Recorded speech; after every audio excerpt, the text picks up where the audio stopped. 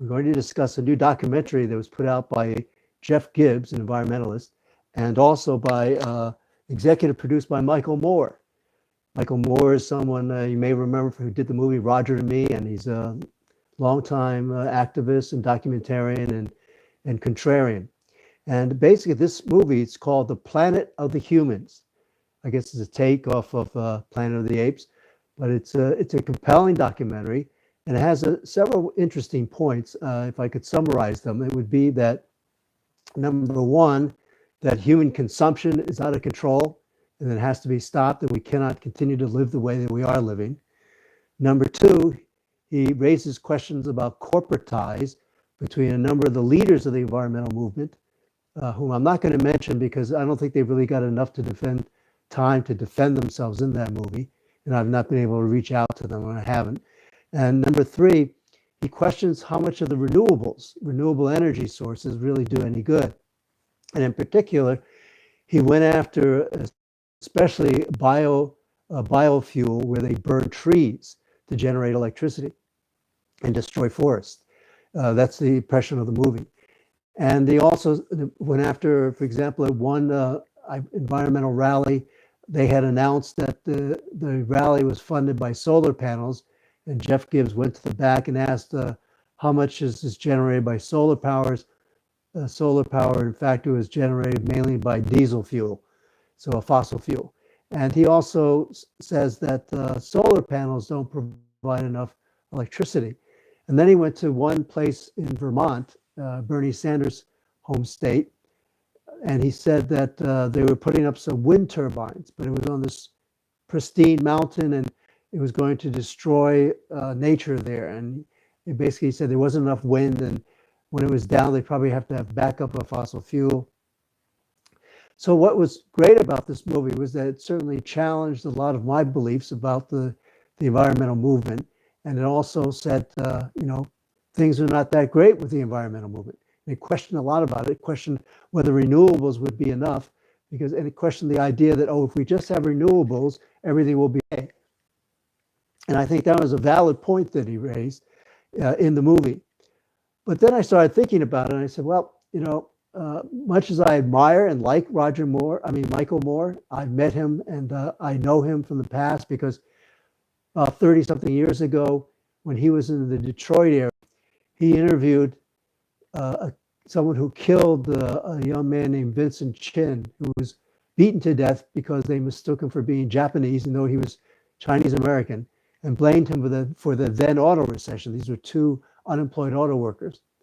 And Michael Moore interviewed them, one of them, Ronald Ebens, and convinced them to admit on camera that he started the fight, which was never admitted during the court trial. And had he admitted that during the trial, he only had a federal trial on civil rights violations because he was given probation. Or he did have two trials, one state and one federal. In any case, he got him to admit that he started the fight. Had that been admitted in court, Ronald Ebens probably would have gone to jail. And as it was, this guy never went to jail at all.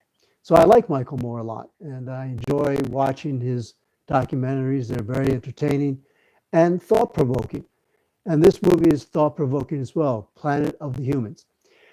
So then after I started thinking about this, I decided, well, perhaps I better go examine what they're saying. So starting for the first thing about human consumption is out of control, and that we cannot assume that we can live the way we're living and continue to do that without destroying the planet. And I think that's an extremely valid point, and I'm not even going to challenge that. I think that is true, that we do need to change the way we live. We need to find alternative means. We need to tone down, stop drinking water out of plastic bottles, for example, stop thinking that recycling is going to answer everything. We just have to change the way we live. I agree with that. But the second thing about the corporate ties was fascinating. You don't have to worry about that with the Young Turks because we don't have corporate ties, go after corporations a lot.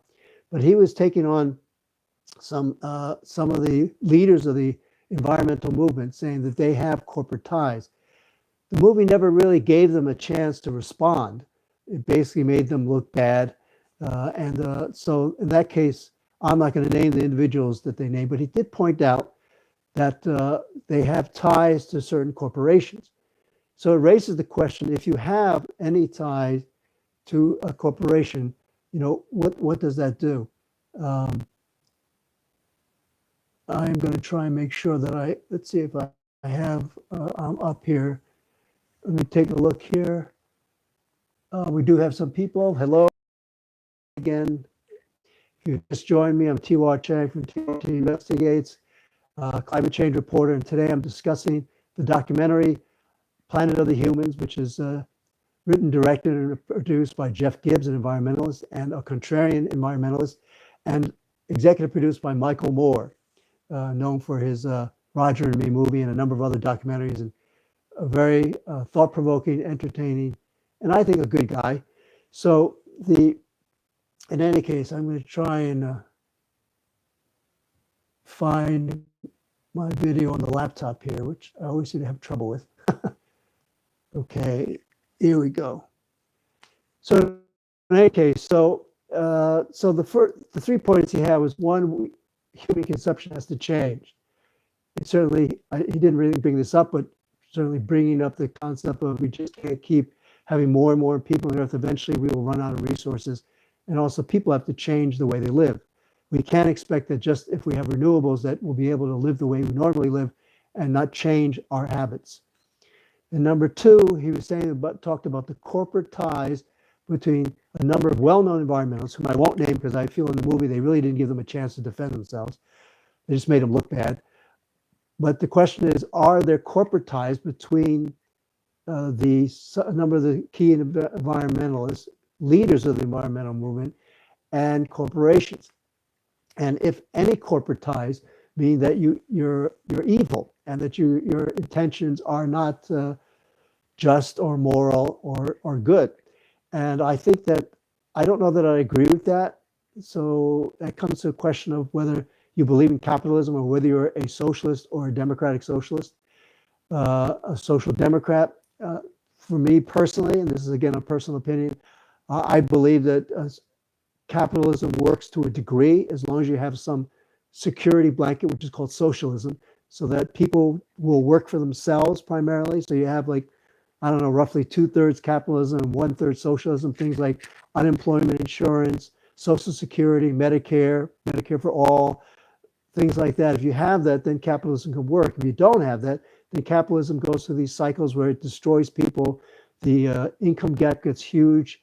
And then eventually at some point, history shows that no matter what, income gaps are always resolved either peacefully through legislation or change or revolution. So one way or the other has changed. But if you have some capitalism and some socialism, like 2/3 capitalism, 1/3 socialism, then you have enough where people will work, but at the same time, we don't let people starve, we don't let people be homeless, etc. So that's one big difference I have with Michael Moore, probably.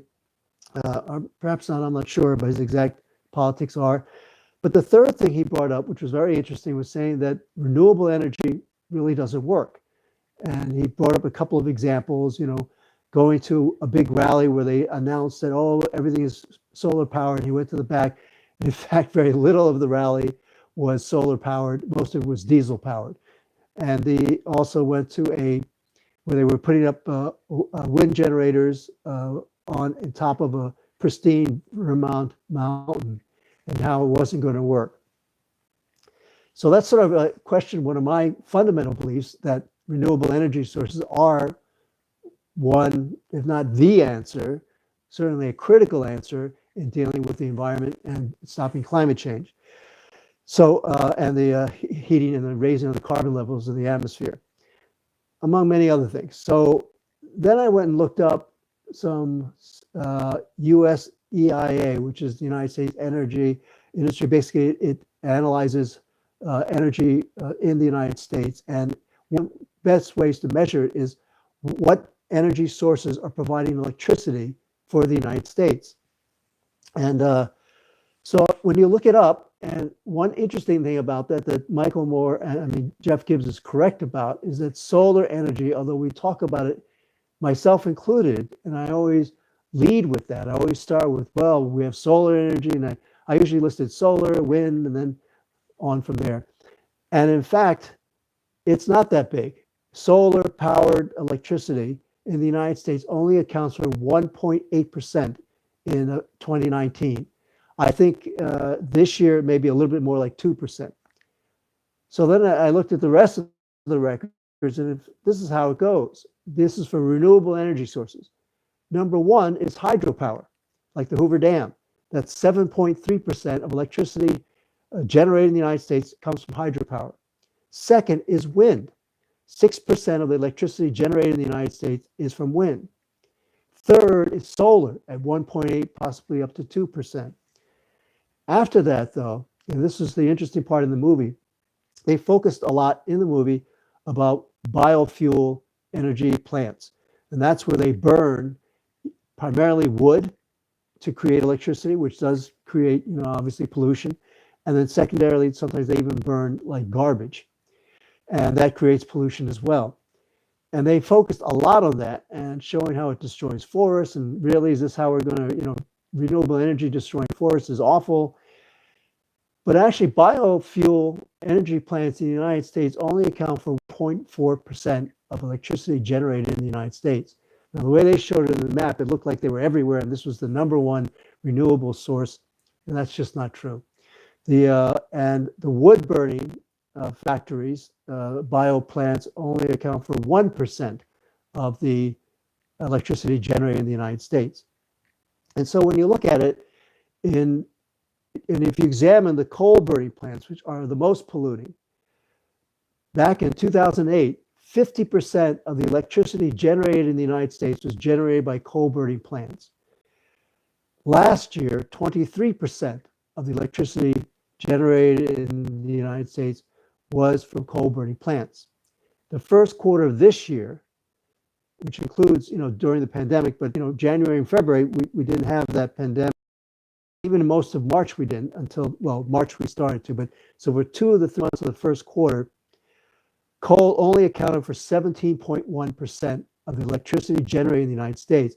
And for the first time ever, renewable energy sources, and I should list them properly, hydropower, wind, and solar, and then even to a lesser degree, geothermal, which is less than 1%, that accounted for 17.2% of the electricity generated in the United States.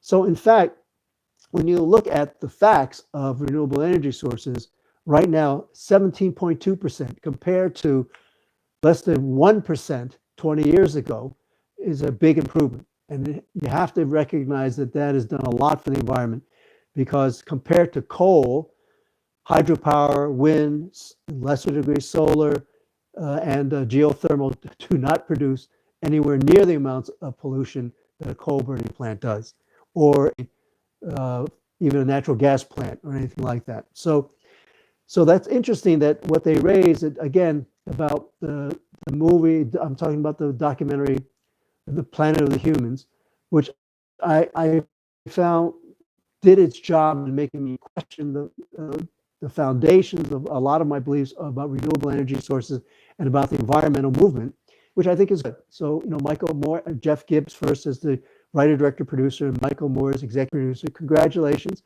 I think you're doing a good job challenging what people think. Everybody, including within the environmental movement, it doesn't hurt for us to also look at the environmental movement as well, so that we have to, we should not be afraid to examine our beliefs and question them and say, okay, maybe I'm wrong. And if I'm wrong, let me see what I'm wrong about. But it is also, when we question our own beliefs, we should also probably base it on facts. Just like when you deal with a pandemic, you should deal with it based on science and medicine and not on politics on any side. So that was something that was learned during the AIDS crisis, that you cannot deal with a medical emergency and a disease like the HIV virus politically on either side. You just have to deal with it based on medicine and science.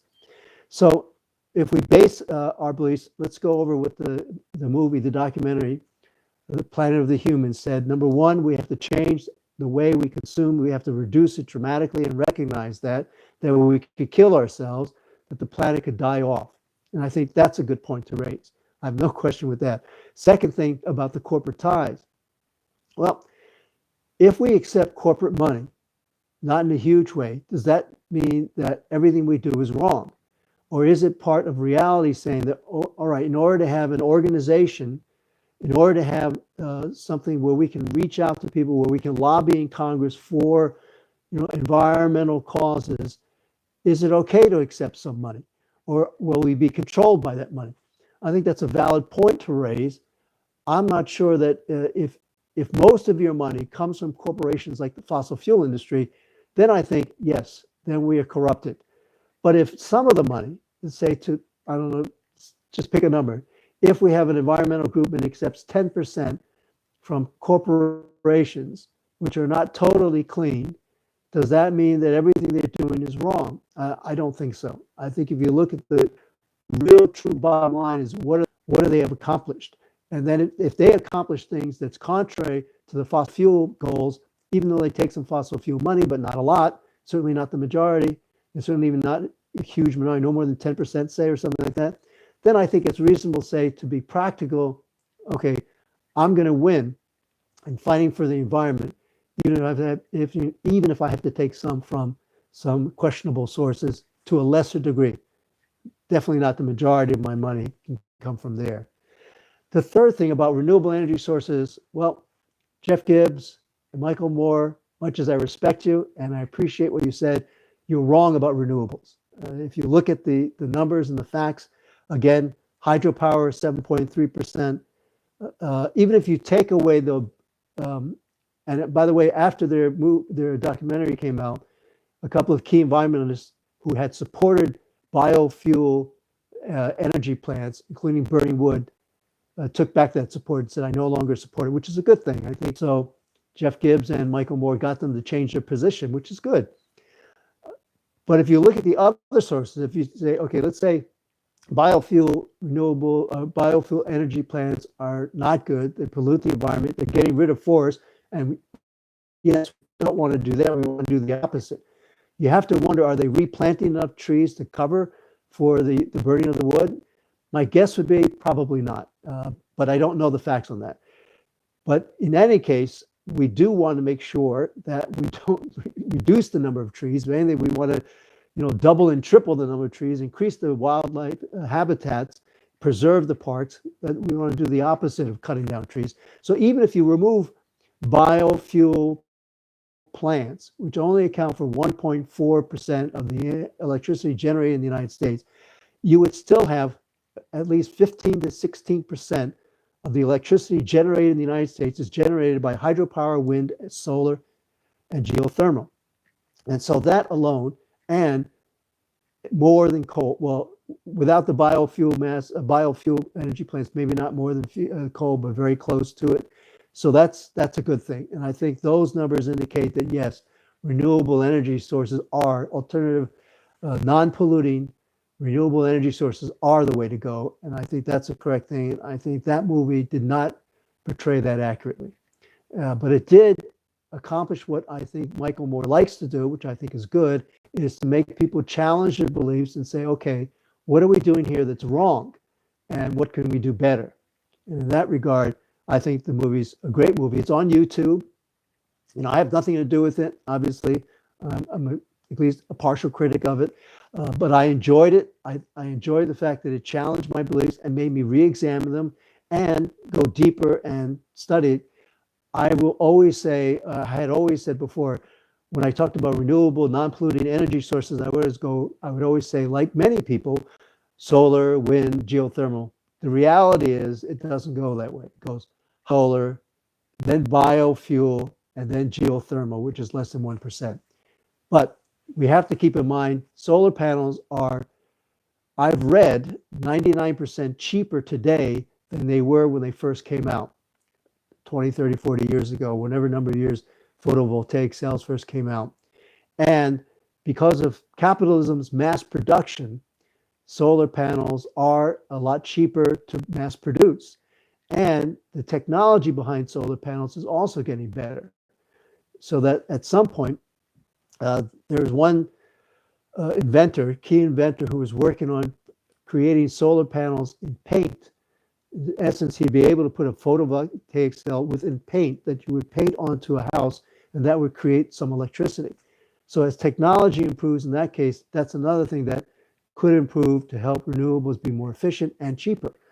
So I think that given that we've had, let's say, a government that, especially now under the Trump administration, is so anti-environment and doing everything they can to support the fossil fuel industry and not support renewables, and given that we've not had a lot of support for renewables since President Obama, and even before that, that if a new administration is put in that actually supports renewable energy, and right now, even with the stimulus bill, we still don't see any renewable energy being supported. And by the way, more solar energy workers are being laid off, 100,000, than all the fossil fuel workers. And nobody's talking about that at all. But those workers should be supported. That industry should be supported. Trump administration, very consistent in its pro-business, anti-environment stance, has not supported any solar, and it's not gone through Congress. Nancy Pelosi, Chuck Schumer, well, in particular Nancy Pelosi, said this next stimulus package would have it. It does not. So that's something to question them about. So in any case, what we re-examine now here is that, in fact, renewable, non-polluting energy sources are working. And if we have a better administration, and the founder of Earth Day, Dennis Hayes, said that Earth Day 2020 should be November 3rd, Election Day. We need to elect an administration that will support the environment and support renewable, non-polluting energy sources. So that's my take on the movie Planet of the Humans.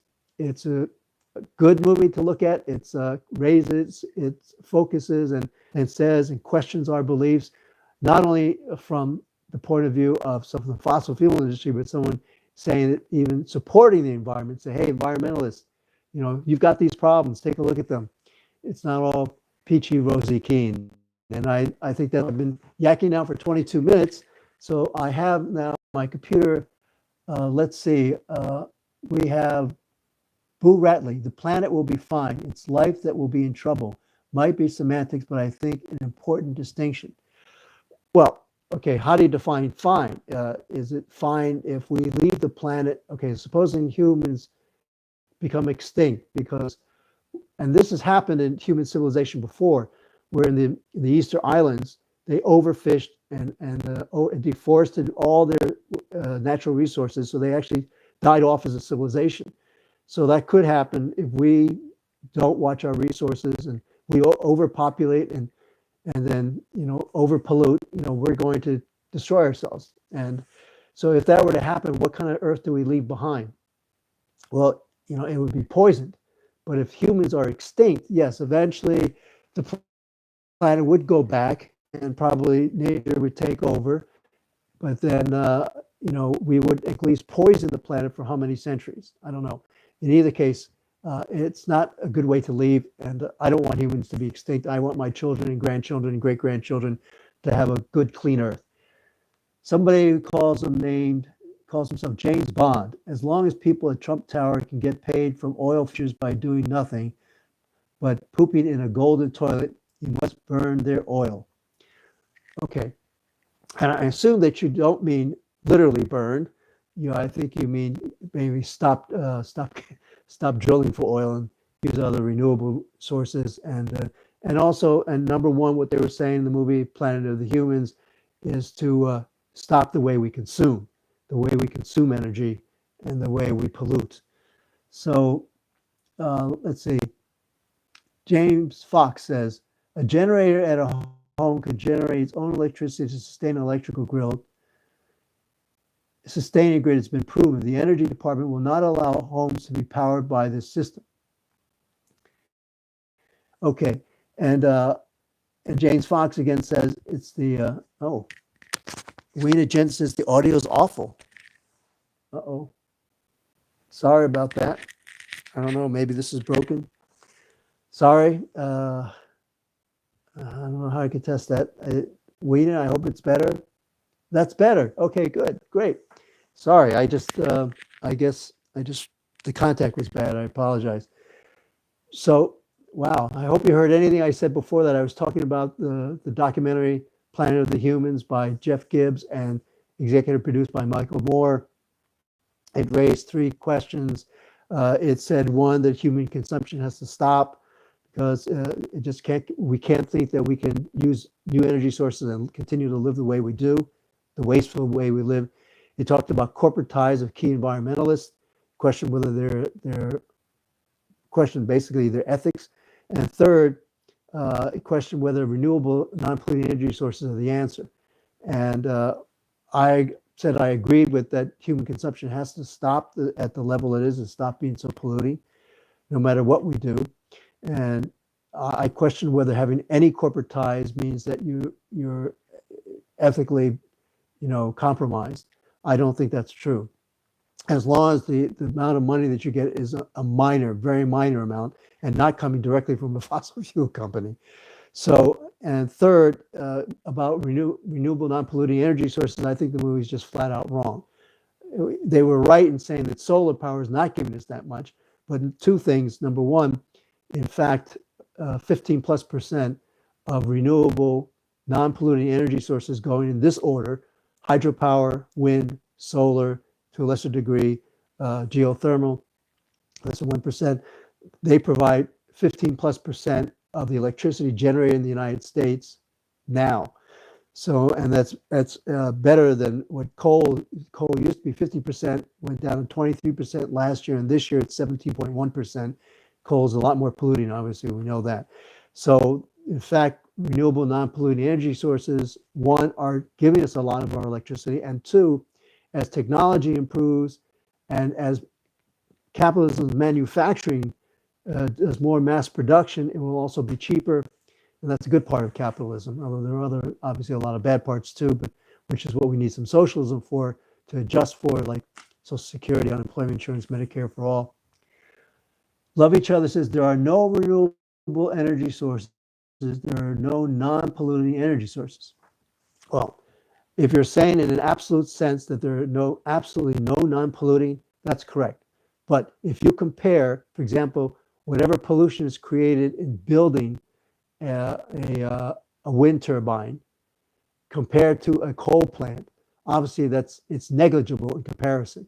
So maybe there's totally no non-polluting, but if you compare what a coal plant produces in terms of pollution compared to what say a wind turbine will pollute in creating the concrete and et cetera, and it still lasts for 20 years, I think that is, in comparison, a whole lot better.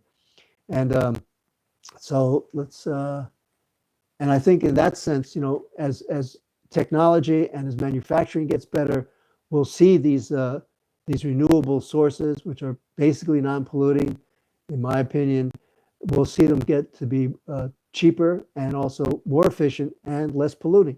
And I think that's something that we should consider and not throw that out at all.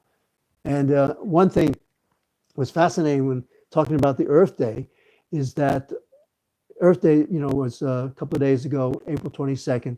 The first Earth Day, April 22nd, 1970, 20 million Americans demonstrated in the streets all over the country, 1 out of every 10 Americans. But what's fascinating was when you read about what it was like in 1970 in terms of pollution. The pollution was so bad that every major city had this smog of dirty air from cars on top, cars and industry, coal burning plants. Coal provided the majority of electricity for the United States at that time. The rivers were so polluted that the Cuyahoga River in Ohio caught fire, that the toxins and the chemicals on the river actually were on fire. And that it just, where I live in New York City, the Hudson River back in 1970, I remember as a kid growing up that you would actually see waste, garbage, human feces floating in the Hudson River. You don't see that today. It's still not perfectly clean, but you can actually see fish in the Hudson River. And Boston harbor has become so much cleaner that now, compared to 1970, when they had garbage floating in the Boston harbor, in 50 years later, they actually have seen seals and an occasional whale. So things have gotten a lot cleaner. One ironic thing is that in the East River in New York City, that because it's gotten cleaner, the barnacles have come back in force. And one of the big high rises there was almost going to collapse, apparently, because the barnacles were eating it at some of the foundation, which was partially wood. So it was sort of the revenge of Mother Nature there. In any case, let's see, I too Noetic says, I think the argument against renewables is that things like solar panels take a lot of dirty energy to make, and even replanting trees, they take decades to regrow. Okay, so let's separate those two things between solar power and between the trees. I agree with the thing about the trees. I shouldn't be. I don't think we should be having biofuel plants burn trees. This doesn't make sense. We need more trees, not less. And yes, it does take decades. Although one thing to think about is how do they do that with Christmas trees? How many tens of millions of Christmas trees are, you know, cut every year for Christmas? Which to me, if you're an environmentalist, like I don't use a real tree for Christmas anymore. I mean, it's fun, it's cute, it's kind of throwback, but it's really bad for the environment. Why are we cutting down trees to do this pagan ritual for Christmas? And what does it have to do with Jesus Christ? You know, a tree. Now it's fun. I have the same tree I've had now for 10 years. Yes, it's a plastic tree, but I'm going to have it for the rest of my life. We're not going to cut down any more new trees. So I agree with that. Solar power is different.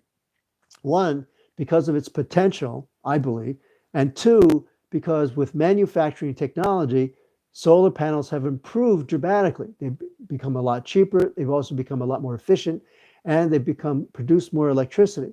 So if we can continue with that technology, there is a possibility, certainly, that we'll be able to set up more of the solar panels. And I don't think we should limit that. I think that's a technology that has great potential. I don't know if you know this about electricity, but electricity was first discovered apparently by Michael Faraday. This is what I was taught in England. And when he first demonstrated to I think it was the English or London Academy of Science, someone said to Michael Faraday, "What use is this? This is only good for parlor tricks. What use is electricity compared to our energy sources today?" And Michael Faraday said, "What use is a baby when it's born?" And I think that has to be considered today. Solar energy, renewable energy sources are babies. They're born now. And as we focus, if we put more money and energy, and we have a government and other governments that recognize that we have to improve the environment, we have to find alternative energy sources and change our way of life, that we will be able to put more resources and more research and development and be able to develop better forms of renewable energy. So, and Keith Anderson says, what about the ecological damage done by mining the materials for solar panels?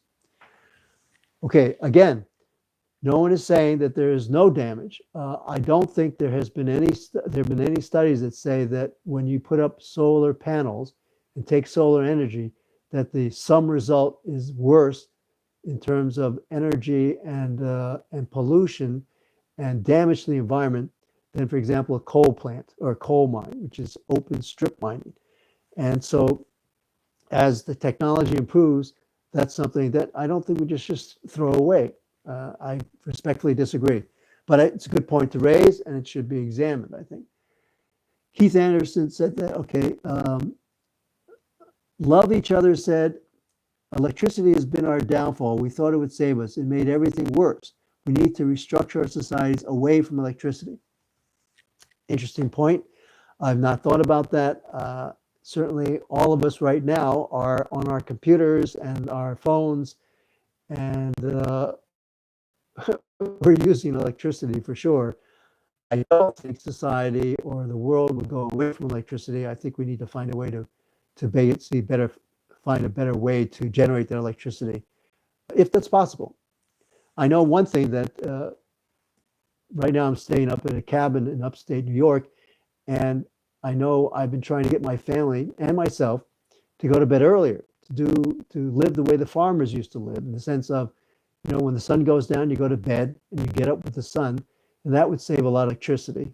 So, and to read more books and not to go online as much, but that's difficult now, sort of like once we've started that. But it's an interesting point, something that should be examined, and that's part of the whole thing about consumption, that we have to change the way we consume. We have to walk more, bicycle more, go to bed on time, don't drink from plastic bottles. And this sounds like all personal things, but personal things matter. Just like when you say, oh, my vote doesn't matter. But when 10 million people say that, it does matter. So when 10 million people say, okay, I'm not going to drink water from a plastic bottle anymore because those plastic bottles are not being recycled, that was a myth. In fact, plastic bottles now are just being crushed and restored because there's nowhere to put them anymore. There's so many. And not just plastic bottles, but plastics in general. So I think that's a good point about consumption. So, and let's see. James Bond is now apparently quoting the Bible, I assume. See, he says, thus says the Lord, learn not the way of the nations, nor be dismayed at the signs of the heavens, because the nations are dismayed at them.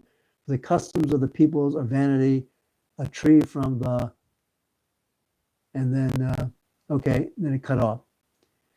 So here's an interesting thing, as I've been covering climate change, is that we have, for Christians, a number of evangelicals are very much against the environment, and they believe that people who call this climate crisis are in fact wrong, and that, and even like during the pandemic, a number of pastors said, well, God will protect us, and then a couple of them died, and then people in their, some of their people, their flock, the people who attend, the parishioners, also died because they insisted on having church services.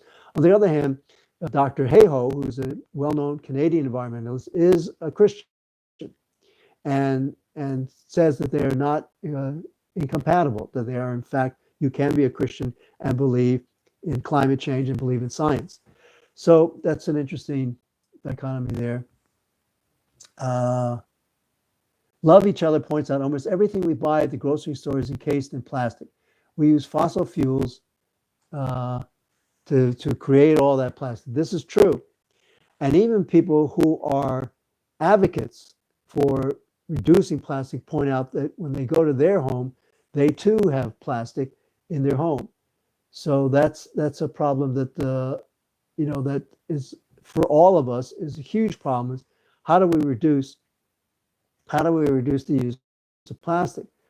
Well, one is can we use renewables? And in the sense of, instead of having a plastic bottle of water, a plastic bottle of water, just have one flask that you use to fill up for water, and you take to work, or when we can get back to work and get back to school, instead of buying plastic bottles.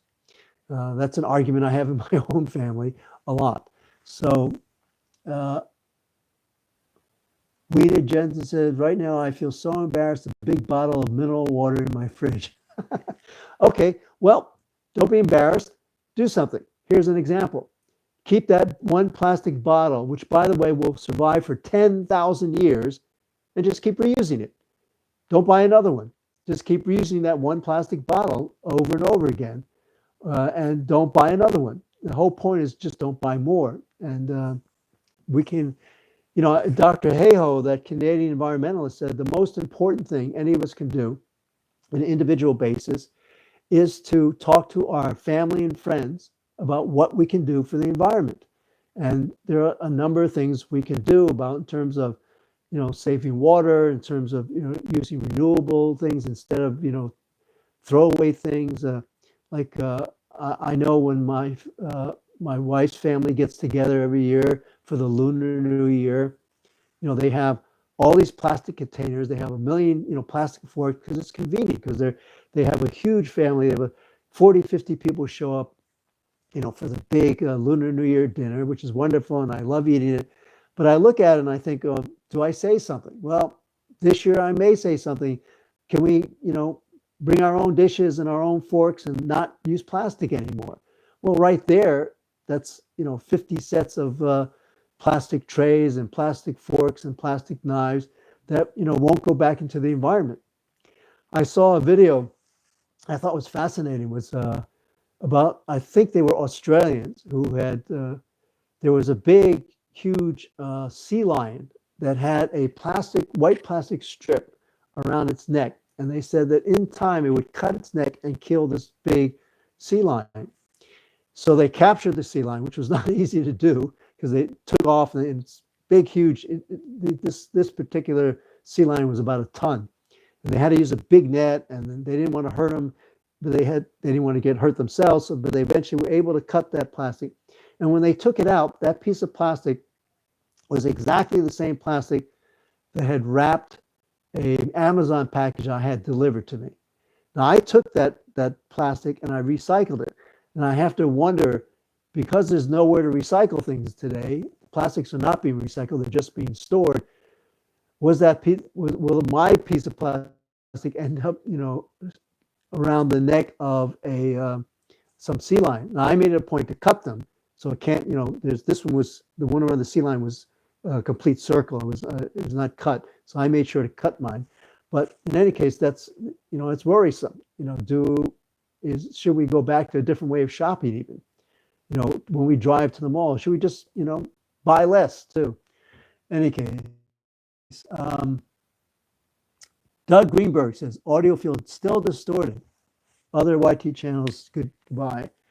Okay, I'm going to try again and see if that helps. I guess I need.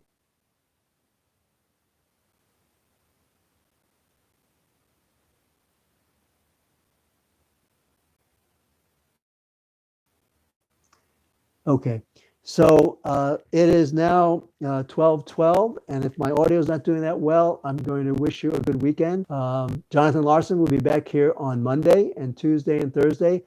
I'm T.Y. Chang. I'm here on Wednesday and Friday at 11:30 a.m. Eastern Time. Thank you for joining us, joining me. Have a great weekend. Be safe, stay safe.